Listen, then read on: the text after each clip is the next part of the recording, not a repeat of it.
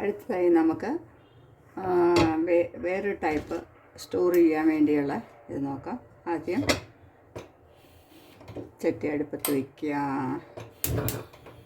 ഇതിനകത്തേക്കൊന്ന് ഇടുക. എണ്ണയൊന്നും വേണ്ട, വെള്ളം വേണ്ട.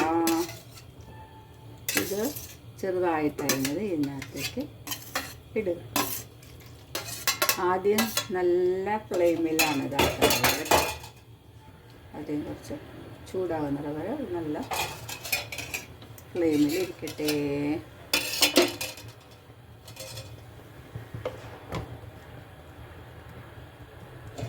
അപ്പോൾ നമുക്കിതൊന്ന് അടച്ചു വയ്ക്കാം. ഇടയ്ക്ക് നമുക്കൊന്ന് ഇത് ഇളക്കി കൊടുക്കണം.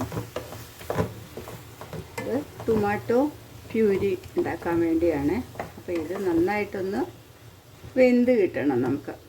അപ്പോൾ വെള്ളമൊന്നും ഒഴിക്കണ്ട. അപ്പോൾ ഇത് അടയ്ക്കുമ്പോഴുള്ള ആ വെള്ളം ഉണ്ടല്ലോ, അതുകൊണ്ട് ഇത് നമുക്ക് വെന്ത് കിട്ടും. അപ്പോൾ നമുക്ക് തുറന്ന് നോക്കാം. നമ്മുടെ ടൊമാറ്റോ നന്നായിട്ട് വെന്തിട്ടുണ്ട്. അപ്പോൾ ഇത് നന്നായിട്ട് നമുക്കൊന്ന് ഉടച്ചു കൊടുക്കാം. ഇതുകൊണ്ട് നമുക്കൊന്ന് നന്നായിട്ട് ഇതൊന്ന് ഉടച്ചു കൊടുക്കാം.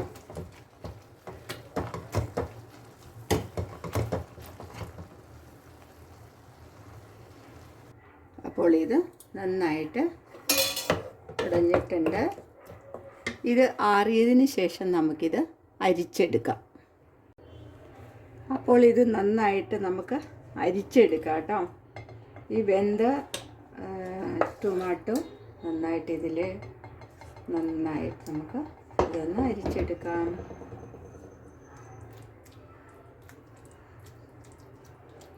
നല്ലവണ്ണം പ്രസ് ചെയ്ത് ഇതൊന്ന് ഇങ്ങനെ അരിച്ചെടുക്കുക. ഗ്രേവി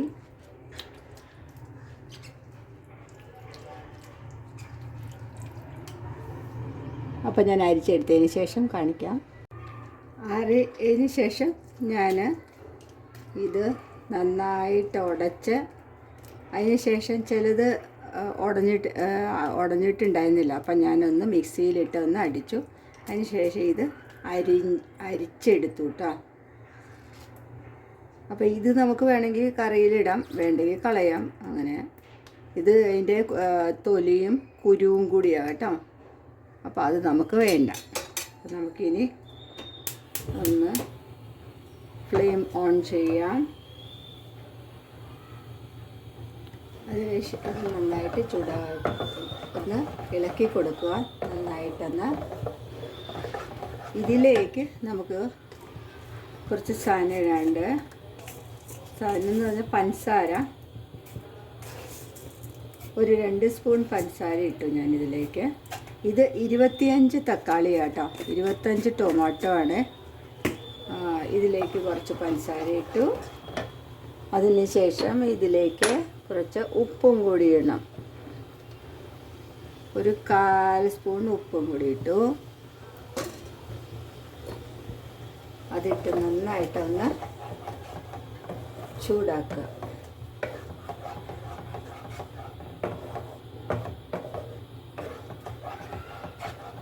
ഒരു പച്ചമണം അതിൻ്റെ മാറുമ്പോൾ ഫ്ലെയിം ഓഫ് ചെയ്യുക. നോക്കൂ, ഇപ്പോൾ ഇതിൻ്റെ കളറ് കുറച്ച് മാറിയിട്ടുണ്ട്. ഒരു 5 മിനിറ്റ് ഇങ്ങനെ ആയപ്പോൾ അതിൻ്റെ കളർ മാറിയിട്ട്. അപ്പോൾ പഞ്ചസാരയും ഉപ്പും നമ്മളിട്ടു. വേണ്ടവർക്ക് ഇതിനകത്ത് മുളക് പൊടി ഇടാം കേട്ടോ. അതിനുശേഷം ഇത് ആറിയതിന് ശേഷം അങ്ങനെ ഫ്ലെയിം ഞാൻ ഓഫ് ചെയ്തു. ഇത് ആറിയതിന് ശേഷം ഇതിലേക്ക് കുറച്ച് ഒരു സ്പൂൺ വിനാഗിരി ഒഴിക്കുക. അതിനുശേഷം തണുത്തതിന് ശേഷം നമുക്കത് കുപ്പിയിലോ ഐസ് ട്രേയിലോ ആക്കി സൂക്ഷിക്കും. അങ്ങനെ നമ്മുടെ ടൊമാറ്റോ, മുളക് പൊടി കുറച്ച് ഇടുവാണെങ്കിൽ അത് കെച്ചപ്പ് എന്ന് പറയും, അല്ലെങ്കിൽ ടൊമാറ്റോ പ്യൂരി. അതിനകത്ത് കുറച്ച് പഞ്ചസാരയും ഇത് സോസ് പോലെ നമുക്കിത് ഉപയോഗിക്കാം. ഇത് സോസിൻ്റെ പാകമായിട്ടുണ്ട്, ടൊമാറ്റോ സോസ്. അപ്പോൾ എന്ത് വേണമെങ്കിലും നിങ്ങൾക്ക് ഇഷ്ടമുള്ളത് വിളിക്കാം കേട്ടോ. അപ്പോൾ ഇങ്ങനെയും നമുക്കത് കൂടുതൽ ക്വാണ്ടിറ്റിയിൽ ഇങ്ങനെ ഉണ്ടാക്കി വയ്ക്കുകയാണെങ്കിൽ നമുക്ക് മുളക് പൊടി ഇട്ടാൽ അത് കെച്ചപ്പായിട്ട് തരും, കുറച്ച് എരിവായിട്ടുള്ള സ്പൈസി ആയിട്ടുള്ള, അല്ലെങ്കിൽ മധുരവും ഇതും കൂടെ മാത്രമുള്ളൂ. അപ്പം പ്യൂരിയോ കെച്ചപ്പോ ടൊമാറ്റോ സോസോ അങ്ങനെ എന്ത് വേണേലും ആകാം, നിങ്ങൾക്ക് എങ്ങനെ വേണേലും ഒഴിക്കാം. പിന്നെ ഇതിൻ്റെ ഈ ബാക്കി ഇത് ഇത്രയും കുരുവും അതിൻ്റെ ഇതും കൂടി ഉള്ളതാണ്, കുറച്ച് ഇതും ഉണ്ടാവും. വേണമെങ്കിൽ നമുക്ക് കറിയിലിടാം, വല്ല രസത്തിലോ കൂട്ടാനിലോ വേണമെങ്കിൽ ഇടാം, വേണമെങ്കിൽ കളയാം. അപ്പോൾ അങ്ങനെ നമ്മുടെ ടൊമാറ്റോ പ്യൂരി റെഡിയായി. ഇനി ഇതിലേക്ക് നമുക്ക് വിനാഗിരി ഒഴിക്കാം, അപ്പോൾ തണുക്കാൻ വയ്ക്കാം.